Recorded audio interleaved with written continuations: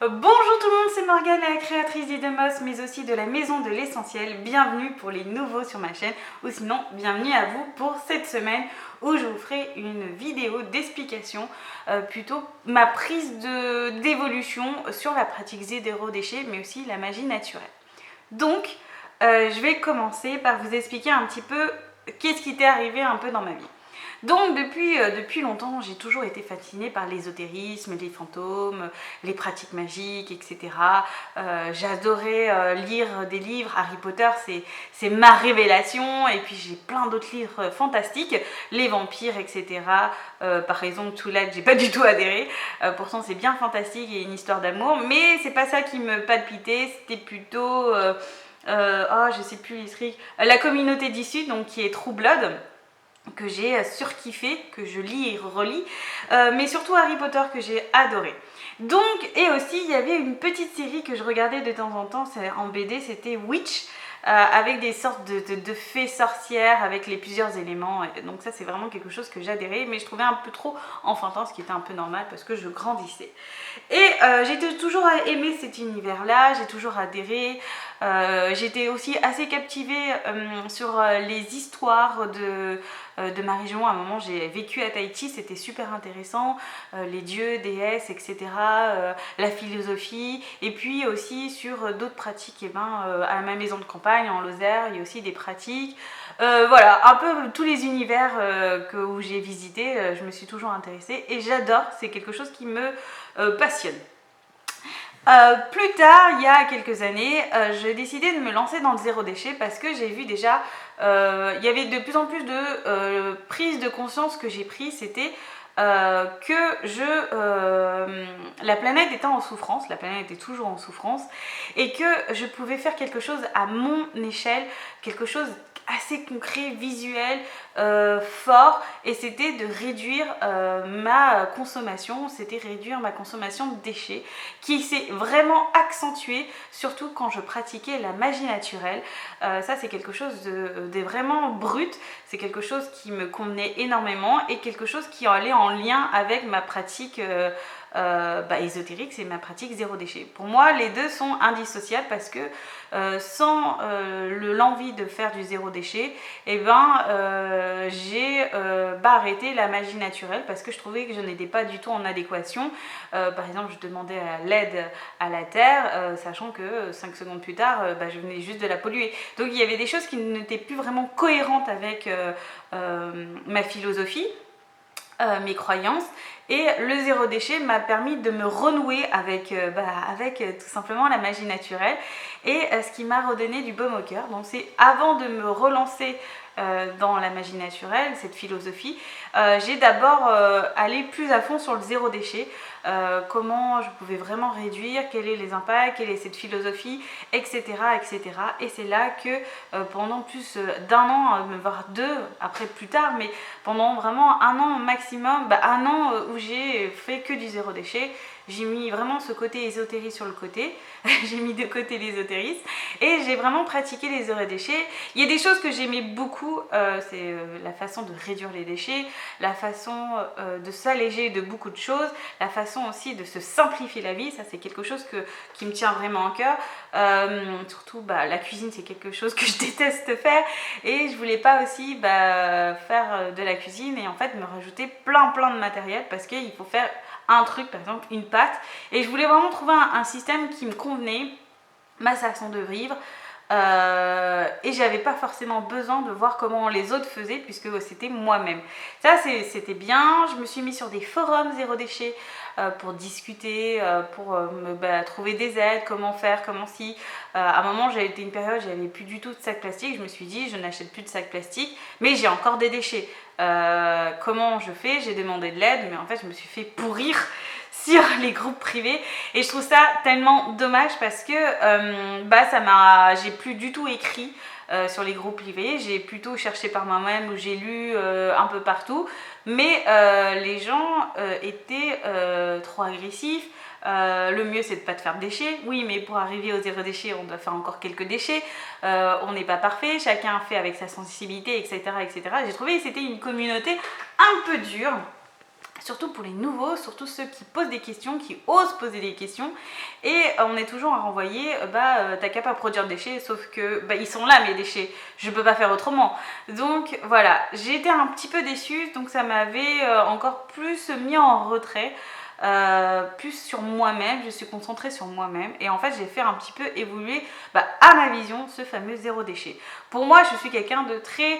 il ne faut pas grand chose pour être heureuse. Par exemple, si mon entourage est sensibilisé à cette prise de conscience qui est la surconsommation, les déchets, acheter des cadeaux adéquats avec son environnement, mais juste pas pour faire plaisir, tu vois, des petites prises de conscience, et moi je suis très heureuse. Je peux vous avouer, je suis très heureuse. La seule problématique c'était que j'étais pas forcément en couple, mais que là je suis en couple depuis un sacré bout de temps et c'est pas facile de faire intégrer son mode de vie à quelqu'un qui n'est pas forcément intéressé. Mais ça se fait en douceur et j'ai pas décidé d'aller forcer de taper dessus, mais plutôt de faire ça tout en gentillesse et en patience, parce qu'on est là pour vivre un sacré bout de temps et il est hors de question qu'on se prenne la tête pour ça. Bien au contraire, plus je vais en douceur, plus j'écoute, plus j'entends ses demandes, plus j'essaie de trouver des solutions pour qu'il adhère, et plus il est intéressé, plus il a envie de faire d'autres choses, plus il a envie de faire, par exemple, je voudrais qu'on évite de consommer un maximum d'électricité la journée, parce que j'estime qu'on a c'est assez illuminé chez nous pour pouvoir allumer des lumières, etc. Il va trouver des solutions pour consommer moins d'électricité, pour que ça soit plus simple, etc., etc. Il y a des choses que c'est pas possible. Par exemple, je pensais que dans ma chambre parentale, comme j'avais mis 2 fenêtres, ça suffisait largement pour illuminer le dressing, la salle de bain et la chambre. Et en fait, malheureusement, la douche, malheureusement la douche, elle est un peu dans un petit coin et elle est fermée elle est complètement sombre en fait. Et donc on a été obligé de mettre la lumière, parce que sinon on ne pouvait pas se voir quand on se douchait. Donc voilà, c'est des petites choses qu'on essaye de faire, mais il y a des choses qui sont super parce que moi la journée j'ai pas besoin d'allumer la lumière, le soleil me suffit largement, même en hiver, en printemps, en automne et en été.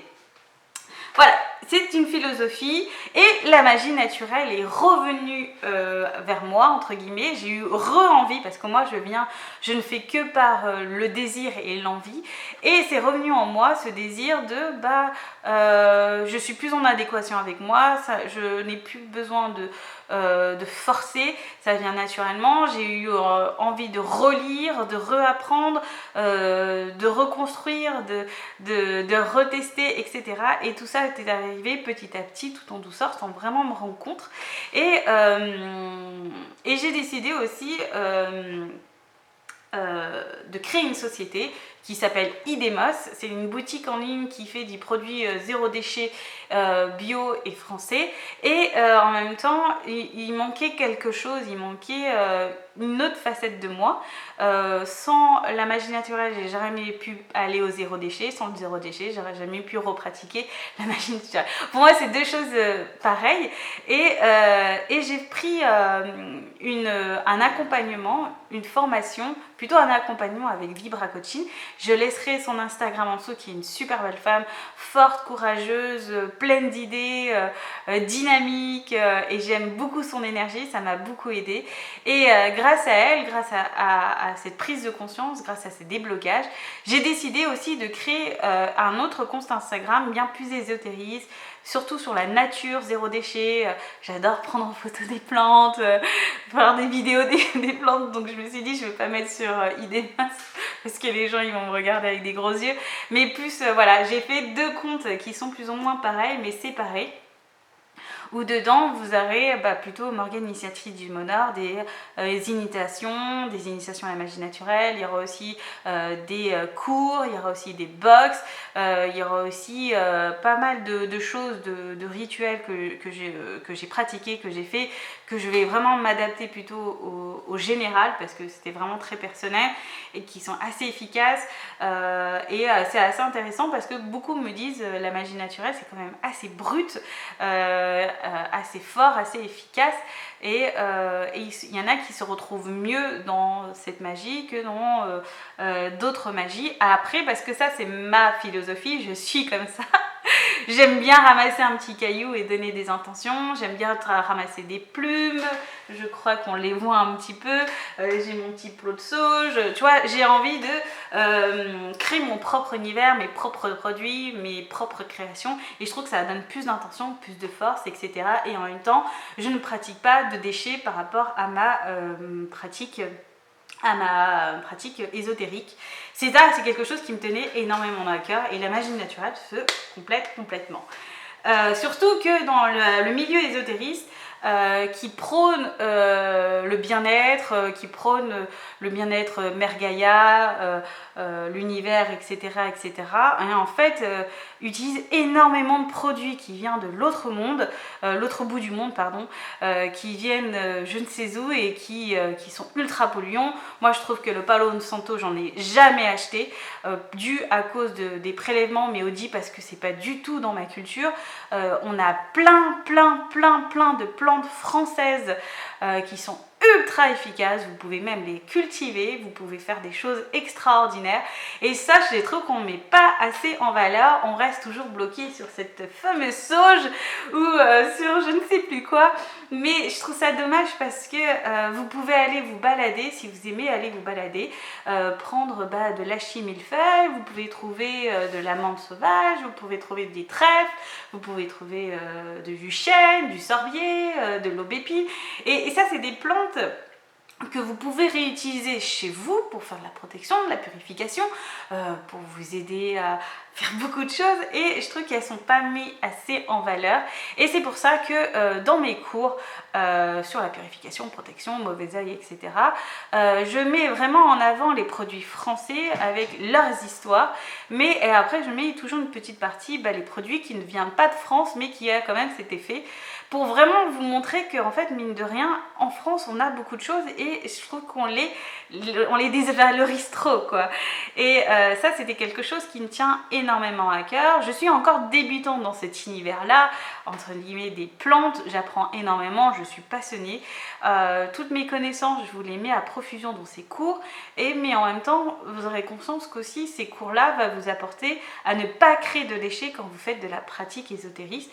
Et ça, c'est quelque chose d'ultra important. Vous serez encore plus en connexion, en cohérence avec votre philosophie, surtout ceux qui demandent de l'aide de l'univers, de Gaïa, de la Terre et des autres éléments. Ça, c'est encore, moi je trouve que ça a encore de plus de puissance, plus de force et bien plus cohérente et bien plus agréable aussi de ne pas jeter tous les petits sachets, les petits bols de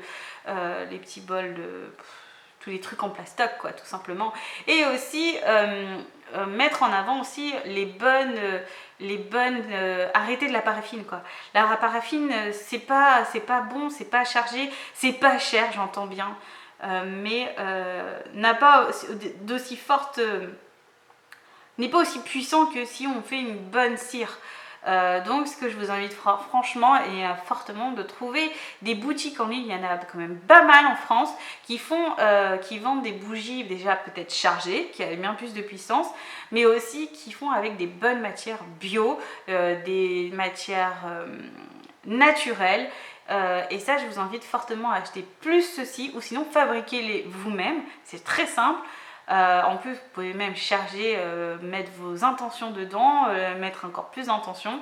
Si vous n'avez pas beaucoup de matériel, je vous invite à aller acheter. Mais sinon, arrêtez de moi acheter des bougies à la paraffine parce que en fait, c'est nul. C'est nul. Donc voilà, pour moi, je vous ai un peu expliqué un peu cette cohérence entre le zéro déchet et la magie naturelle. Pour moi, ça n'a fait que un. Et sans l'un, je ne peux pas faire sans l'autre. Et sans l'autre, je ne peux pas faire... Et je ne suis pas complète sans le zéro déchet, sans l'autre. Et ça, c'est quelque chose qui me tenait vraiment à cœur parce que dans ma formation pour faire du zéro déchet, j'ai fait un module spécialement magie naturelle parce que je trouve qu'elle a largement sa place pour ma vision des choses. dans cet univers zéro déchet. Donc voilà pour moi, j'espère que vous avez aimé cette vidéo, vous comprenez un petit peu mieux ma philosophie, comment je gère. Si vous êtes intéressé, allez sur mon compte Instagram ou sur mon site, vous verrez pas mal de petites infos, aussi mes news, mais ce que je fais ma journée. Et si vous êtes intéressé par un coaching, pour vous intéresser pour un accompagnement, pour vous intéresser pour beaucoup de choses, je vous invite vraiment à aller sur le compte Instagram de Vibra Coaching parce que vous allez avoir une mine d'informations, surtout pour les jeunes entrepreneurs ou celles qui n'osent pas encore s'affirmer. Je vous souhaite une bonne journée, je vous souhaite une bonne soirée et je vous dis à bientôt pour une prochaine vidéo.